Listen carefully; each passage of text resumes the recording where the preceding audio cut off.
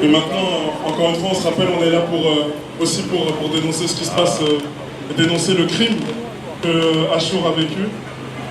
C'est pour ça que je vais vous demander 1 minute de silence pour justement pour se recueillir et prier aussi que Dieu accepte son âme au ciel.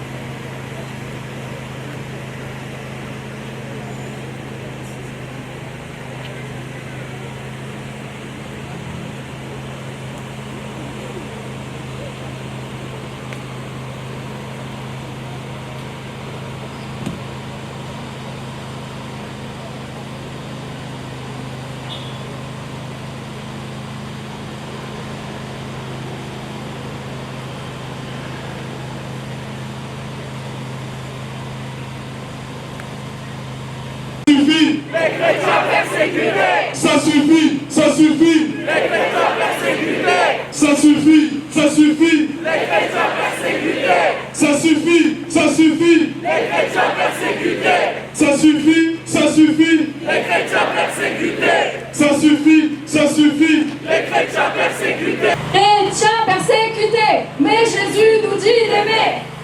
Frères persécutés, mais Jésus nous dit d'aimer. Des églises vandalisées, Mais Jésus nous dit d'aimer! des églises vandalisées, Mais Jésus nous dit d'aimer! des fidèles emprisonnés, Mais Jésus nous dit d'aimer! des fidèles emprisonnés, Mais Jésus nous dit d'aimer! des innocents massacrés, Mais Jésus nous dit d'aimer! des innocents massacrés, Mais Jésus nous dit d'aimer! des martyrs oubliés, Mais Jésus nous dit d'aimer! des martyrs Je suis oubliés. Thibaut Van den Bosch du Centre européen pour le droit et la justice, une ONG de protection des droits de l'homme à Strasbourg, et nous nous battons pour défendre la liberté religieuse, la liberté des chrétiens à pratiquer librement leur foi à travers le monde, et également, ne nous oublions pas, ici, en France ou en Europe.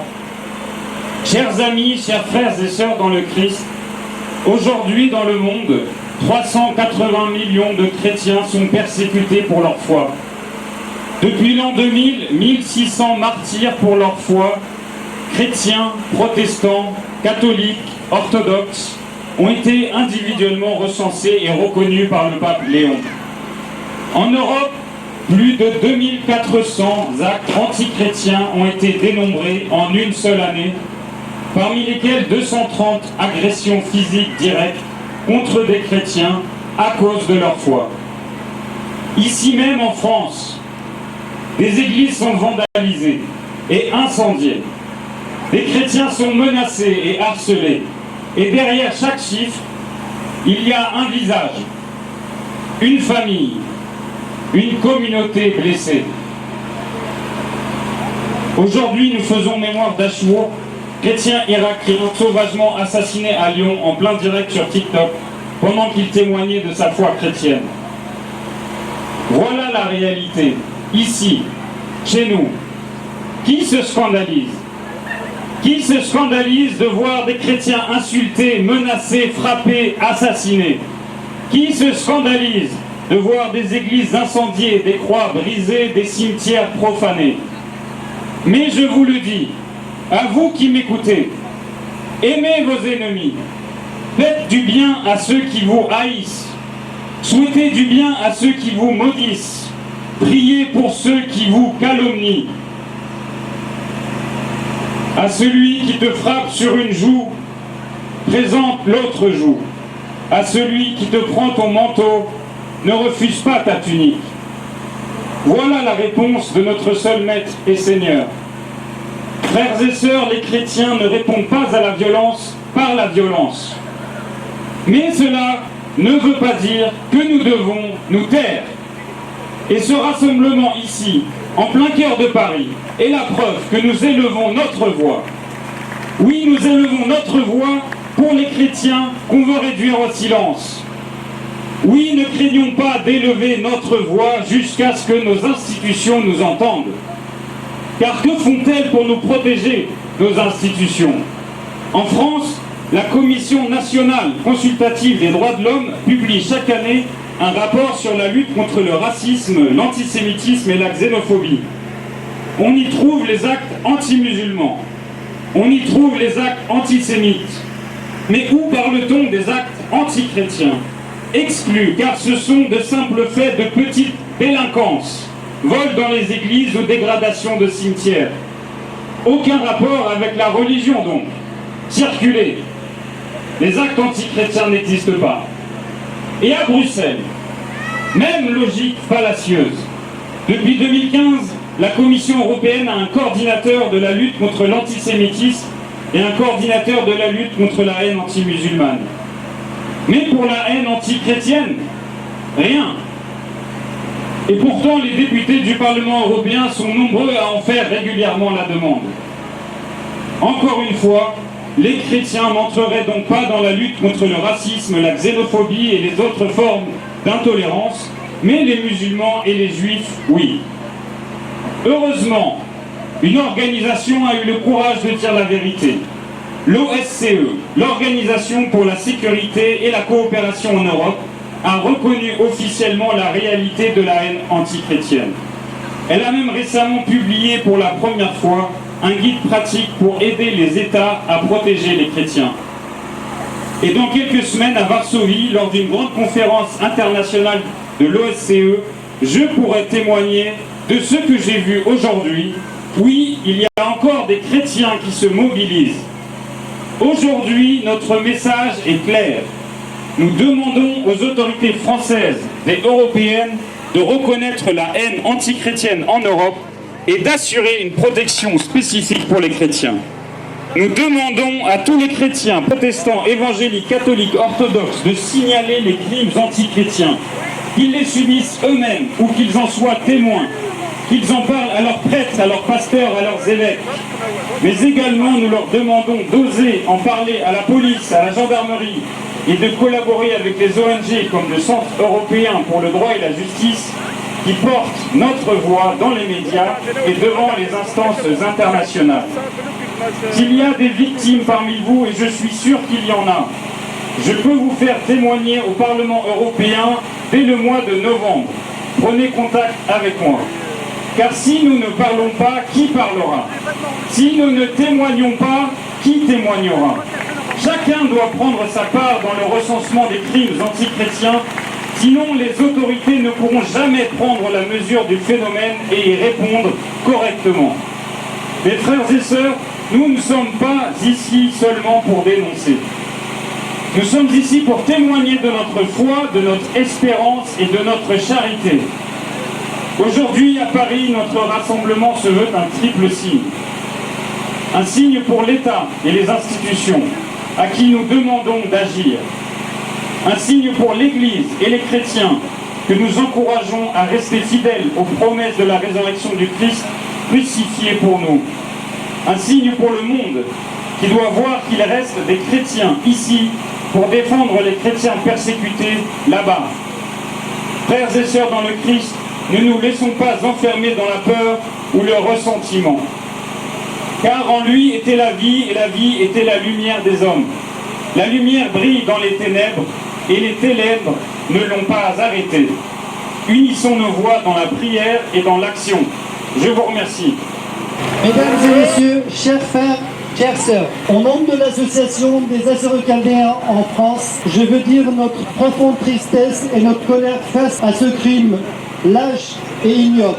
Un homme a été tué parce qu'il témoignait de sa foi chrétienne. Cet assassinat frappe une famille, la communauté assyro-chaldéenne, mais aussi toute notre société. Nous condamnons avec la plus grande fermeté cet acte inqualifiable. Nous appelons solennellement le ministre de l'Intérieur, Bruno Retailleau, et le ministre de la Justice à prendre toutes les mesures de ce drame, à faire toute la lumière sur les circonstances de ce crime et garantir que son auteur soit identifié, arrêté et condamné. Nous sommes aussi choqués par le silence de nombreux politiques et médias qui demeurent discrets et indifférents. En ce moment de douleur, nous assurons la famille de la victime et la communauté assyro-chaldéenne de Lyon. D'ailleurs, notre solidarité totale et notre soutien indéfectible. Quand un chrétien est tué, cela devrait bouleverser toute la nation. Ne pas en parler, c'est ajouter l'oubli à la douleur. Je vous remercie, je vous souhaite... Merci beaucoup. Merci aux braves organisateurs qui nous ont donné cette possibilité d'apporter notre soutien indéfectible aux chrétiens persécutés dans le monde. Nous sommes ici en tant que Kabyles, mais aussi avec notre frère Augustin, qui est même chrétien d'ailleurs. Nous sommes ici aussi en tant que représentants du MAC, le mouvement pour l'autodétermination de la Kabylie, qui est aussi persécuté aussi en Kabylie aujourd'hui. Il y a plus de 500 prisonniers politiques d'opinion. Il y a aussi beaucoup de chrétiens qui sont persécutés pour leur foi. Aujourd'hui, en Kabylie, en Algérie, il vaut mieux se faire arrêter avec une Kalachnikov qu'avec une Bible, qui est considérée comme l'arme fatale par le régime criminel algérien. Il y a près de 47 églises fermées. Les chrétiens kabyles ne peuvent pas pratiquer leur religion, leur foi. La seule religion qui est imposée, c'est l'islam ou rien. Alors qu'on ne choisit pas, chacun doit choisir, on n'impose pas, je veux dire, une religion. Chacun doit pouvoir pratiquer sa religion selon sa foi. Comme beaucoup de Kabyles se convertissent au christianisme, cela gêne. Surtout parce que aussi, ils pratiquent leur religion, leur foi, parfois dans leur langue maternelle, le kabyle, et ça dérange beaucoup le projet machiavélique du régime algérien qui veut une seule chose, le régime arabo-islamique, une seule pensée, une seule religion, un seul système. Nous le refusons, bien entendu. Nous avons un militant kabyle, Slimane Bouhas, qui est rentré en prison parce qu'il était chrétien. Il a réussi à aller en Tunisie, il a obtenu le statut d'asile politique. Malgré ça, il a été kidnappé, emmené en Algérie, dans le jeûne algérien, persécuté, torturé, dans l'indifférence totale, et ce n'est pas normal que nous disons devant tant d'injustice. En tant que Kabyle attaché à mes valeurs de dignité, de solidarité, de liberté, je ne peux qu'apporter mon soutien total à tous les chrétiens persécutés dans le monde.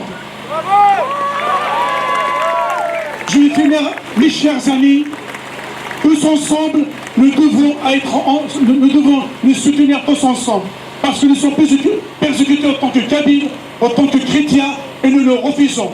Si la peur est un sentiment naturel, le courage est un choix, et nous faisons le choix du courage, et nous sommes tous ensemble contre la tyrannie et pour la liberté, notamment la liberté de culte, et je vous en remercie. Bonjour à tous. Tout d'abord, merci beaucoup aux organisateurs d'avoir permis ce rassemblement en masse. Ça marche aussi, ça marche.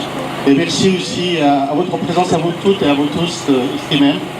C'est un plaisir, c'est un honneur de voir ces nombreux drapeaux présents ici même, notamment le drapeau tricolore, assyro-chaldéen, syriaque, arménien et autres, je ne les connais pas tous.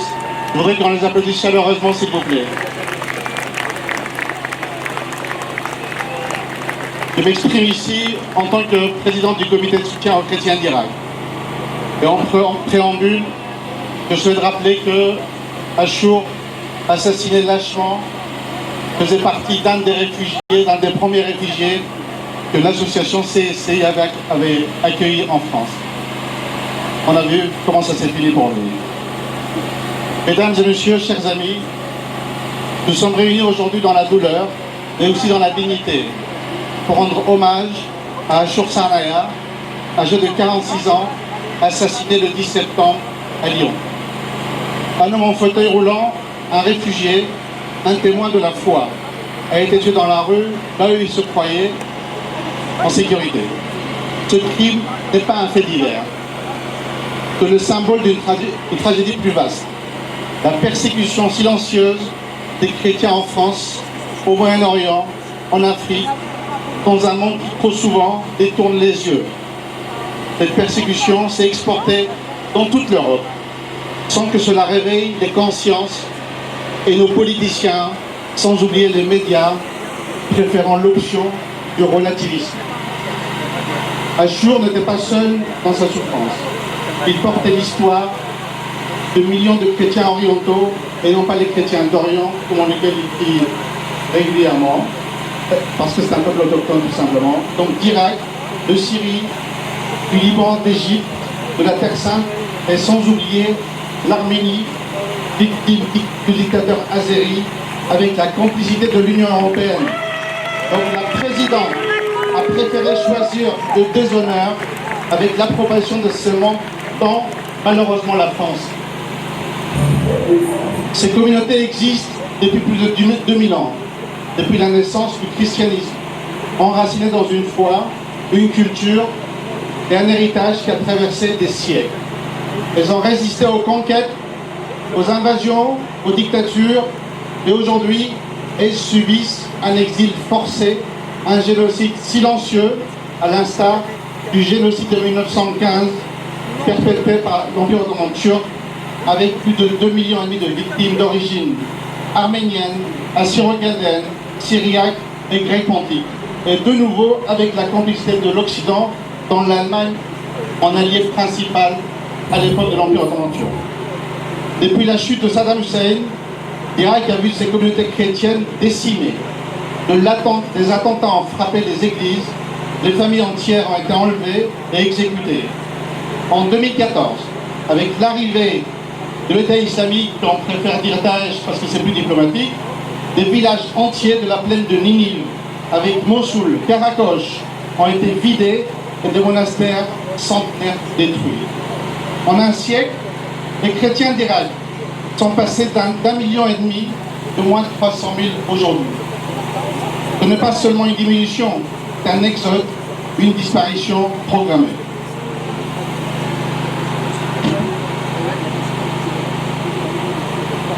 En Afrique, la situation est tout aussi dramatique. Au Nigeria, au Cameroun, au Mozambique, au Sahel, des villages chrétiens sont attaqués, des prêtres enlevés et des fidèles massacrés. Et malgré les rapports, malgré les alertes, le monde reste trop souvent silencieux. Et ici, la France ne tombe pas à l'abri. Chaque année, des églises sont vandalisées, des croix profanées. Le père Jacques Hamel a été égorgé dans son église de Saint-Étienne de Rouvray. Aujourd'hui, Ashur a été tué à Lyon, devant sa porte, la porte de son immeuble. Et que constatons-nous? Un silence assourdissant. Des ministres muets, des partis politiques qui ferment les yeux. Je parle bien évidemment de LFI, du Parti Socialiste, des communistes, des Verts, ne dénoncent pas ces crimes alors qu'ils se mobilisent immédiatement pour d'autres cultes. Voyez-vous que nous ne sommes pas tous considérés de la même manière. On a même l'impression que nous ne sommes pas égaux dans ce pays des droits de l'homme. Des médias qui passent sous silence cette tragédie, y compris Mediapart qui est plutôt assez dynamique pour d'autres sujets, ce média de la vérité soi-disant. Je tiens à ce titre remercier un média en particulier qui a sorti 2 articles consécutifs. C'est grâce à Charlotte Dornelas, de JDD, dimanche dernier et dimanche d'avant. Il y a de très beaux articles qui relatent la réalité de ce qui s'est passé, alors que les autres médias préfèrent regarder ailleurs. L'Église de France et d'autres cultes restent souvent silencieux, fidèlement, parce que les chrétiens ne les concernent pas réellement. Voyez-vous ?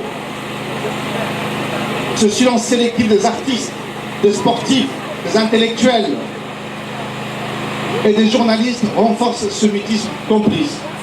Ce silence est sourd, complice et meurtrier. Si ce phénomène de chrétiens sans intérêt, visiblement, manque d'écho médiatique et politique, c'est parce qu'on ne montre pas notre indignation en cassant ou en incendiant la France, notre beau pays. Nous préférons dénoncer cet assassinat par des rassemblements silencieux et exemplaires comme celui qui se déroule aujourd'hui ici même.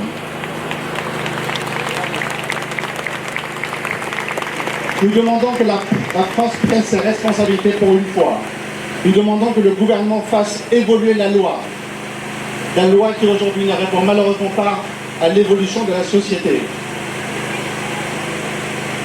Pour qu'il soit prononcé des peines exemplaires et des prisons fermes pour tous les auteurs de crimes contre cultes chrétiens, afin que cesse cet antichristianisme comme l'antisémitisme.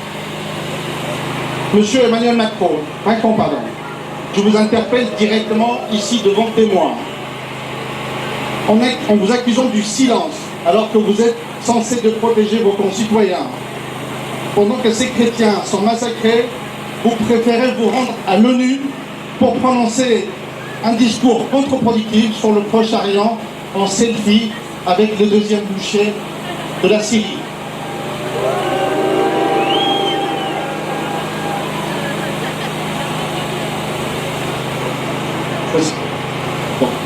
Sans vous atteler au même exercice dès lors qu'il s'agit des chrétiens, alors que ce sont ceux du Moyen-Orient, d'Afrique ou d'Asie qui sont concernés par ces mêmes situations. Si vous voulez une France forte et respectée, occupez-vous de votre pays en priorité pour éviter que de nouveaux actes et de nouvelles victimes se produisent dans ce même pays.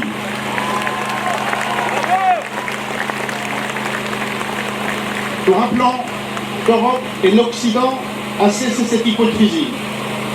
On ne peut pas se dire défenseur des droits de l'homme tout en détournant le regard devant une communauté persécutée pour sa foi.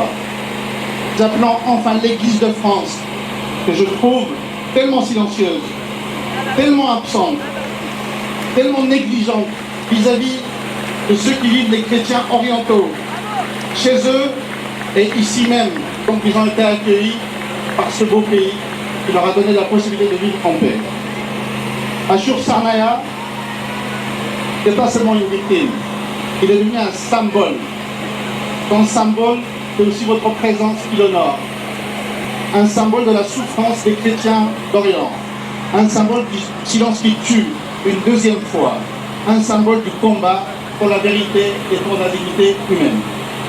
Sa mémoire doit nous obliger et doit devenir une sémence de justice, de fraternité et d'espérance.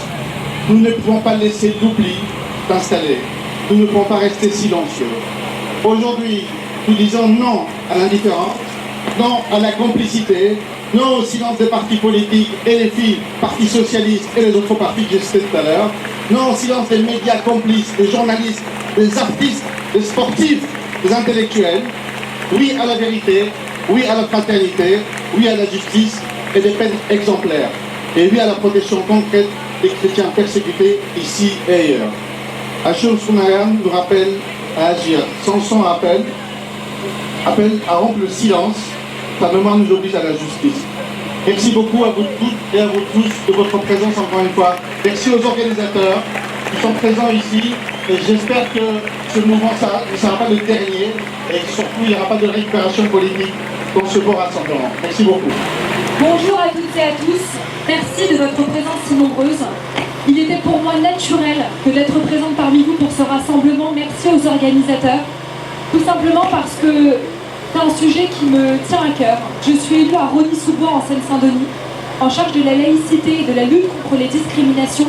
Et je crois que nous avons aujourd'hui franchi un seuil inacceptable. En France, patrie de la liberté de conscience et berceau de la laïcité, les actes antichrétiens se multiplient. Profanation d'églises, vol d'objets liturgiques, agressions contre les fidèles. Ces violences ne sont pas de simples faits divers. Ce sont des atteintes directes à la République et à ses valeurs les plus fondamentales. Durant les 5 premiers mois de l'année 2025, 322 actes antichrétiens ont été recensés, soit une hausse de près de 13% par rapport à 2024. Les vols d'objets liturgiques, quant à eux, ont bondi de près de 23% avec 820 cas signalés l'an dernier. C'est inacceptable et nous ne pouvons nous taire. Face à cette réalité, un constat s'impose. Il est urgent de mettre en place un dispositif national de signalement et d'accompagnement des victimes d'actes antichrétiens accessible au grand public, lisible et efficace. Se taire, ce serait accepter. Se taire, ce serait banaliser. Se taire, ce serait trahir la promesse de la République. Nous demandons des réponses fermes, et je demande des réponses fermes. Des enquêtes systématiques et des sanctions exemplaires. Une meilleure protection des lieux de culte. Et surtout, la création d'un dispositif national de signalement et d'accompagnement pour soutenir les victimes. Parce que protéger les chrétiens, c'est protéger la liberté religieuse de tous, croyants ou non-croyants. Une église profanée, c'est la République blessée. Un chrétien attaqué, c'est la France attaquée. La liberté de culte, ce n'est pas une faveur, c'est un droit sacré, garanti par notre Constitution. Mes amis, restons unis, restons debout pour se battre pour les droits des chrétiens en France, en Europe, partout dans le monde. La France doit demeurer cette terre où chacun peut croire ou ne pas croire, en paix, en sécurité et dans la dignité. Vous avez ici mon engagement le plus total et ma détermination à lutter à vos côtés. Merci à toutes et à tous.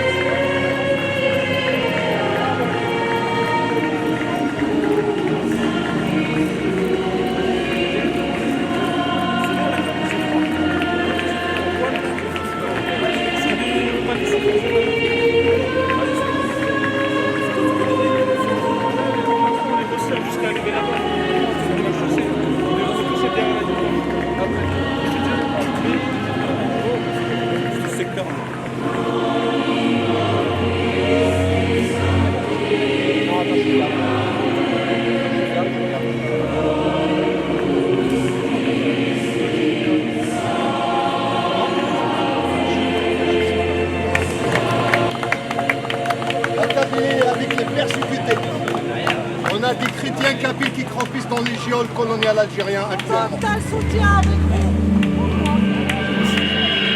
Quand l'esprit de vérité sera venu, il vous conduira dans la vérité tout entière, car il ne parlera pas de lui-même, mais tout ce qu'il aura entendu, il le dira. Il vous annoncera les choses à venir, il manifestera ma gloire, car il puisera dans ce qui est en moi, et vous l'annoncera. Ainsi la gloire du Père se révèle par l'Esprit, la gloire et la puissance de Jésus se révèlent par son Esprit. Ainsi quelqu'un qui a cru le verra. Alléluia.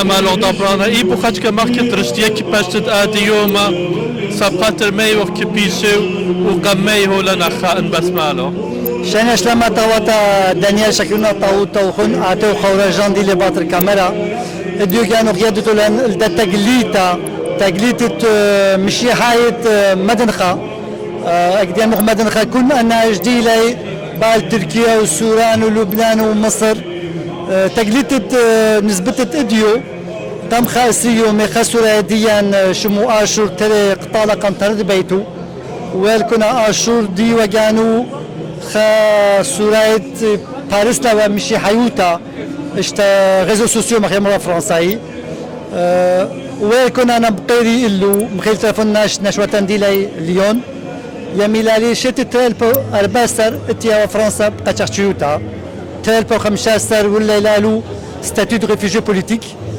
مشيت تلبو 15 ويل كنا وجوان قديان وسهدا باريس لوا سورايوت مشي حيوتت سبل مهي واتي فرنسا من العراق رقله من ظلمة داعش تيلاخ فرنسا حميالي كانوا خابلات تولد تدلب على شيك رقله مش المنوتا تيلاخ تلقطلا سبل سورايوتو من ايدت ايه تلقطلا خشوانا بيدت خا قردايا مش لمانا ايه ناشد مخيلي انا من ناحيه ليوني امري قالك متوله وسويتو براقامي ومحكوه من قرداية مش لمان ديوا ليون طلبوا مريا على راح ملو وانا ابتدأت طلبتها من دولة فرنسا من وزيرة جواي برونو غوتايو ان يسيو اوقع طلالة السيادة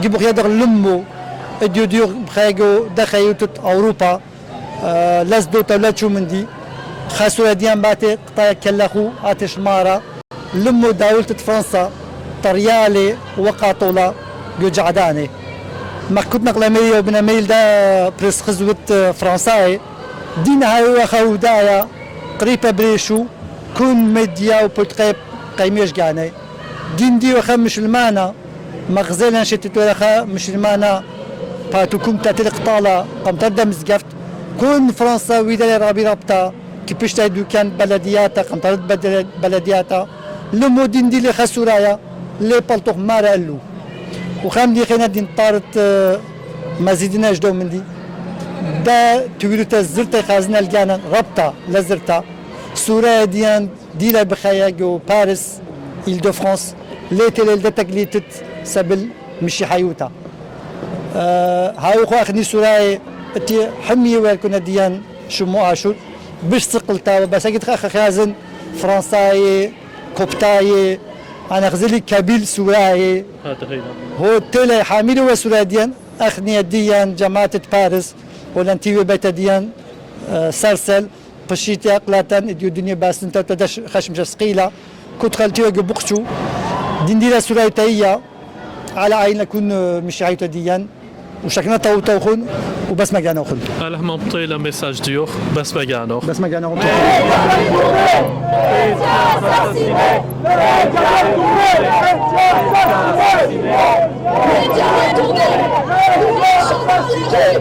que la vérité soit vue. Nous marchons dans la rue, que la vérité soit vue. Nous marchons dans la rue, que la vérité soit vue. Nous marchons dans la rue, que la vérité soit vue. Nous marchons dans la rue, que la vérité soit vue. Que la vérité soit vue. L'église profanée, c'est une banalité. L'église profanée. يسوع المسيح هو الطريق والحق والحياة. يسوع المسيح هو الله، هو الطريق والحق والحياة. يسوع المسيح هو النور، هو قائم في وسطنا. روح الله القدوس هو موجود معنا. قال في الكتاب المقدس لا تخافوا يقتلون الجسد بل تخافوا من الذين يقتلون الروح. كل إنسان مؤمن بالرب يسوع المسيح يصل إلى السماء بروحه الطاهر. نعم نحن أنقياء، نحن طاهرون، لا نقتل لا نذبح، بل نواجه الكلمة بالكلمة والحق بالحق والسلطان بالسلطان. نواجه الفكر.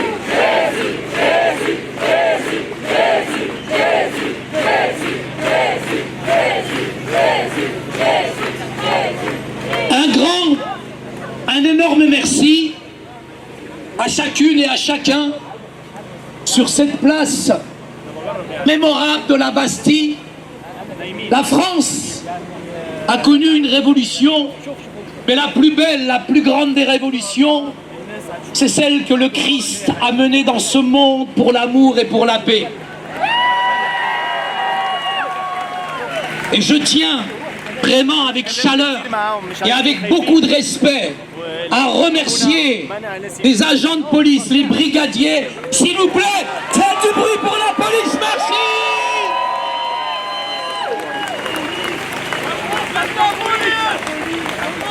Et nous tenons encore particulièrement à remercier les organisateurs. Merci, faites du bruit pour les organisateurs. On ne peut pas rester cet après-midi sur cette place insensible à la barbarie, à la sauvagerie, à ce qui s'est passé à propos de notre frère et bien-aimé Achour. Et nous voulons véritablement être encore sur cette place, en identification avec toutes celles qui souffrent à cause du nom de Jésus. Et la Bible, la parole de Dieu, elle nous dit que nous serons persécutés à cause de notre justice. Et nous voulons marcher à contre-courant de toutes ces injustices, et vous l'avez manifesté avec votre présence, peu importe le nombre, mais applaudissez-vous s'il vous plaît, merci. Et j'aimerais encore prier, parce que la première puissance mondiale, l'unique puissance mondiale dans le monde, la puissance mondiale n'est ni les États-Unis, ni un autre pays. La première puissance mondiale, vous l'avez, c'est la puissance de la prière. Et nous voulons prier pour nos bien-aimés qui sont persécutés à cause du nom de Jésus. Alors nous allons courber nos fronts sur cette magnifique place et nous adressons cette intention de prière. Seigneur, nous te confions Achour, qui a quitté cette vie de manière odieuse, brutale. Accueille-le dans ta lumière et dans ta paix infinie. Console sa famille et ses proches qui portent aujourd'hui le poids de la douleur, le poids de l'injustice, le poids du deuil. Donne-leur la force de traverser cette épreuve et de garder l'espérance malgré la souffrance. Fais grandir en nous tout un désir de paix, de fraternité, de respect. Que Dieu vous bénisse. Merci.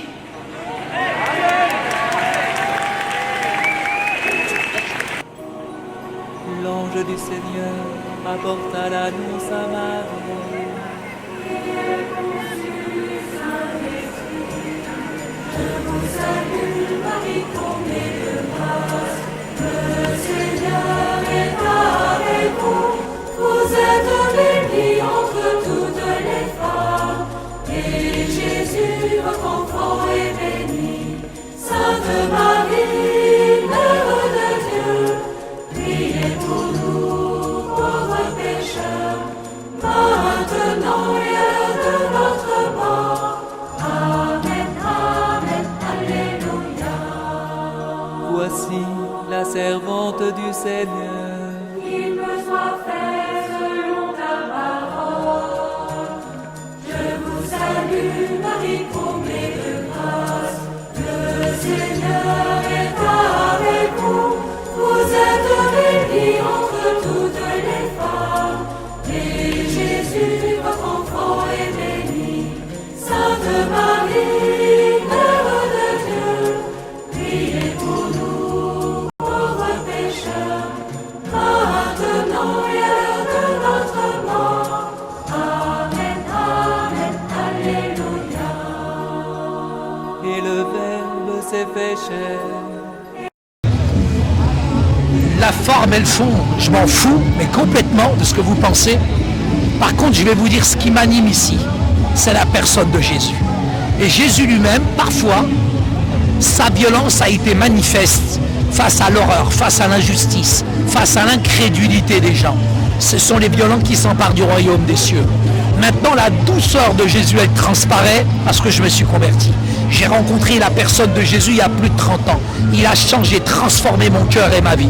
Et aujourd'hui, en tant qu'ex-musulman, je suis fier d'être arabe et je suis fier d'être chrétien. Et fier, surtout cet après-midi, d'être en identification avec Achour, sa famille et tous les chrétiens qui sont persécutés dans le monde. On dénonce les injustices, on dénonce la judéophobie, on dénonce tellement de choses, mais on n'est pas en identification avec les chrétiens qui sont aujourd'hui persécutés. Donc je suis très heureux, et si je suis violent, tant mieux, parce que c'est une bonne violence. Que Dieu vous bénisse. Merci. Vous êtes d'origine musulmane, on le sait. On n'est pas d'origine musulmane. Être musulman n'est pas une nationalité, c'est une religion. Je suis d'Afrique du Nord. Tout à fait. Et nous savons que l'origine de toutes ces violences actuellement envers les chrétiens en Europe et au Proche-Orient, ça provient de la religion islamique. Ça ne provient pas de la religion, ça provient directement du Coran et de certains textes coraniques qui ont besoin de réforme. Dans le texte coranique, nous avons besoin d'extirper, nous avons besoin d'ôter les passages qui sont violents, qui sont anti-juifs, qui sont anti-chrétiens. Le problème de l'islam, c'est l'islam, effectivement, mais le problème de l'islam, c'est le texte coranique. Et tant que les musulmans ne vont pas faire une réforme de leur religion, malheureusement, ces exactions seront commises. Pourquoi? Parce qu'on on va légitimer la violence avec des textes coraniques. Et permettez-moi de vous dire que ce n'est pas une question d'interprétation, c'est une question de degré, tout simplement. Je suis d'accord avec vous, mais même si vous n'êtes pas d'accord, je m'en fiche. Je sais bien. Par contre, qu'est-ce que vous pouvez dire pour les Français de souche qui sont en contact nouvel avec l'islam? Quelle solution? J'ai envie de dire aux Français de souche, après la souche, je ne sais pas ce que vous allez y mettre, simplement de vivre leur foi. Moi, ce qui me fait peur, ce ne sont pas les musulmans intégristes, Ce sont les chrétiens qui sont frileux. Ce sont ces Français qui aujourd'hui n'ont plus aucune foi. Ce sont ces chrétiens aujourd'hui qui aujourd'hui n'ont plus de conviction chrétienne. C'est ce qui me chagrine aujourd'hui. Ce ne sont pas les musulmans notre problème. Le problème c'est votre christianisme qui est sec, qui est dépourvu, qui n'a plus de conviction aujourd'hui. Vous pointez le viseur en direction du musulman, pointez le viseur en direction de vos églises qui sont vides aujourd'hui. Et vous aussi, vous avez besoin d'une réforme aujourd'hui. Chrétiens de France, vous avez besoin de vous réveiller. Votre torpeur, votre léthargie, c'est ce qui vous coûte aujourd'hui. Retournez à votre Bible, à votre parole de Dieu, à vos convictions chrétiennes. C'est ça qui est important, plutôt que de tirer en direction des musulmans. Merci, pasteur. Merci. Alexandre, nous venons d'interviewer pasteur Saïd et on lui a demandé une question. Qu'est-ce que vous pouvez dire pour les chrétiens français face aux violences qui proviennent de l'islam? Et il nous a dit d'une façon claire qu'il faut qu'on regarde plutôt la tiédeur de notre foi, qu'on doit interroger. Et aujourd'hui, vous avez montré un exemple de ferveur chrétienne en organisant ce rassemblement. Qu'est-ce que vous pouvez dire pour la suite du combat que vous mènerez? Déjà, pour tous les Françaises et Français qui ont vécu ce genre de choses, cette tyrannie finalement, cette violence, il ne faut pas perdre espoir parce qu'on va continuer. Cette action, c'était un début, un premier pas, mais comme on l'a indiqué, on ne va pas en rester là. Autant qu'il y aura de persécutions et d'actions néfastes envers la communauté chrétienne, nous serons là, nous agirons. Par rapport à ce qu'a pu dire le pasteur Saïd, il est vrai que dans la foi chrétienne, nous devons accorder une part énorme au pardon et à l'amour aux autres. Parce que c'est typiquement cet amour et ce pardon que finalement nos adversaires et nos ennemis n'ont pas. C'est cela qui les fait commettre ce genre d'actions néfastes et actions horribles, on peut le dire.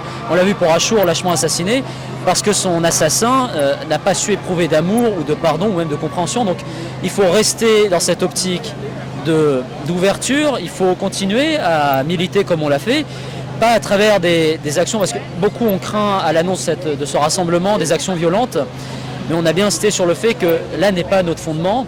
Il faut montrer que la foi et l'amour chrétien persistent et gagnera toujours, et nous continuerons avec ces rassemblements à montrer, à témoigner de cela, et nous ne lâcherons rien tant que nos responsables ne prendront pas des mesures concrètes, et nous continuerons à défendre ceux qui sont persécutés en France et par-delà le monde.